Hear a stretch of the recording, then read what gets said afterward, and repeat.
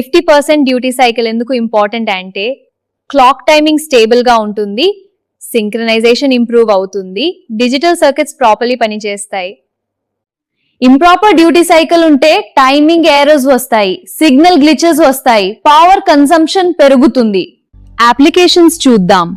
Clock generation, BDUM signals, LD dimming, motor control, power management.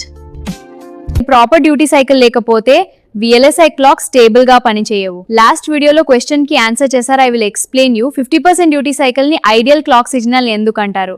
Let me show you on the board.